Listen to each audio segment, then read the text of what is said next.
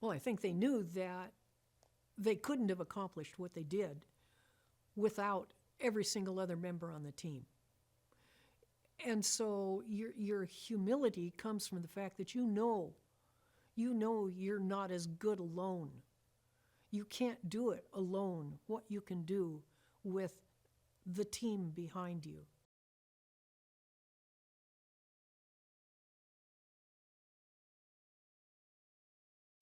I think the thing that impressed me the most about what Dad did and what the rest of the guys did was that they all had, I mean, they were facing serious handicaps, and the fact that it was hard.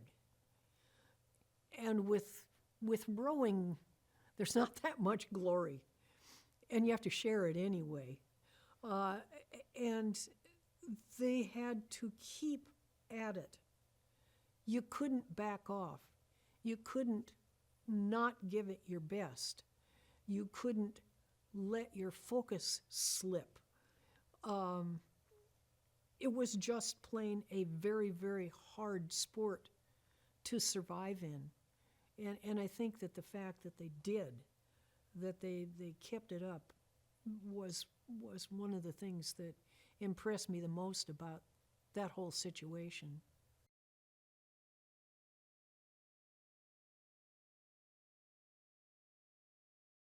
Every one of those guys felt like they were the weak link in the boat.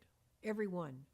They felt like, and at that point where they're a bonded team, it becomes more and more important that you don't let the other guys down, that you don't be the person who is the one who backs off or loses strength or whatever happens that makes you become what you sort of believe yourself to be, which is the weak link. They had to, I mean, what they went up against was something that they shouldn't have been able to do. And it was really, as far as I'm concerned, mainly the fact that not one of those guys would give up. Not one of them. Even looking at the shape that Don Hume, the stroke, was in with what we strongly suspect was walking pneumonia at that point. But not one of them would give up. And I don't think anybody expected that. And they couldn't beat it.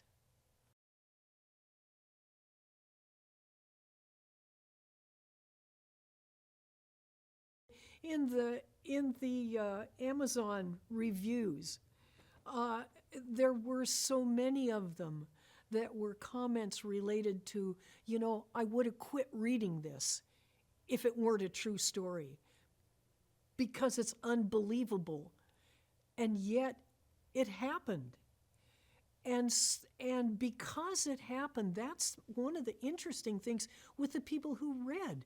Because it happened, they had to feel like, okay, if they could do that, really do that, then maybe I could do this. Maybe I could, learn to row or play the piano or continue in school. We got letters from kids' moms saying that they were so inspired about how that had happened that they decided, if they were going to back off in school, no, they decided they would keep going. It's inspirational.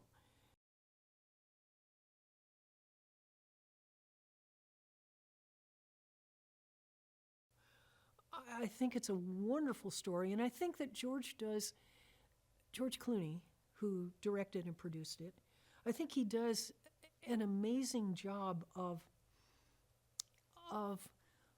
pulling what is a very large, broadly ranging story into focus enough that you can get it into a 2-hour movie, you can understand what the heart of the story is.